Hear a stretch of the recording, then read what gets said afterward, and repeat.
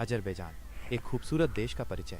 Azerbaijan एक ऐसा देश है जो यूरोप और एशिया के बीच स्थित है। यह देश अपनी प्राकृतिक सुंदरता, ऐतिहासिक महत्व और समृद्ध संस्कृति के लिए जाना जाता है। भूगोल: अजरबैजान एक पहाड़ी देश है जिसमें कैस्पियन सागर के तट भी शामिल हैं। यहाँ विभिन्न प्रकार के परिदृश्य हैं, जैसे कि पहाड़, घाटियाँ, झीलें और रेगिस्तान। इतिहास: अजरबैजान का इतिहास बहुत पुराना है। इस क्षेत्र में प्राचीन सभ्यताएं फली फूली हैं। अजरबैजान कई साम्राज्यों का हिस्सा रहा है, जैसे कि प्राचीन फारसी साम्राज्य, अरब साम्राज्य और सोवियत संघ।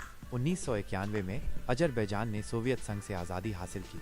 जनसांख्यिकी: अजरबैजान की अधिकांश जनसंख्या अजरबैजानी जाति की है। यहाँ तुर्किक भाषा परिवार की अजरबैजानी भाषा बोली जाती है। इस्लाम धर्म यहाँ का प्रमुख धर्म है।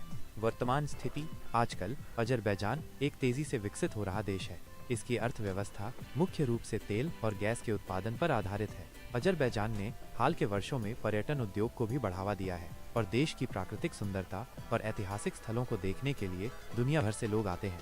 अजरबैजान यह देश की राजधानी है और एक प्रमुख तेल केंद्र है। इसमें आधुनिक इमारतें और ऐतिहासिक स्थल हैं। कैस्पियन सागर: ये दुनिया की सबसे बड़ी बंद झील है और अजरबैजान के तट को छूती है। कॉकेशस पर्वत श्रृंखला: यह पर्वत श्रृंखला अजरबैजान के दक्षिणी सीमांत को बनाती है और कई खूबसूरत पहाड़ी स्थल हैं। ऐतिहासिक स्थल: अजरबैजान में कई ऐतिहासिक स्थल हैं, जैसे कि शिरवानशाहों का महल और माइनेट का टॉवर। अजरबैजान एक दिलचस्प और विविध देश है जो प्राकृतिक सुंदरता, समृद्ध इतिहास और आधुनिक विकास का एक अनूठा मिश्रण प्रदान करता है। अजरबैजान निम्नलिखित देशों के साथ सीमा साझा करता है: रूस, जॉर्जिया, आर्मेनिया, ईरान, तुर्की, नाख्चिवान स्वायत्त गणराज्य के माध्यम से, जो अजरबैजान का एक एक्सक्लेव है। नागोर्नो काराबाख एक विवादित क्षेत्र है जिसे अंतर्राष्ट्रीय स्तर पर अजरबैजान का हिस्सा माना जाता था। हालांकि यह स्वयं घोषित आर्टसाख गणराज्य के नियंत्रण में था, जिसे आर्मेनिया का समर्थन प्राप्त था।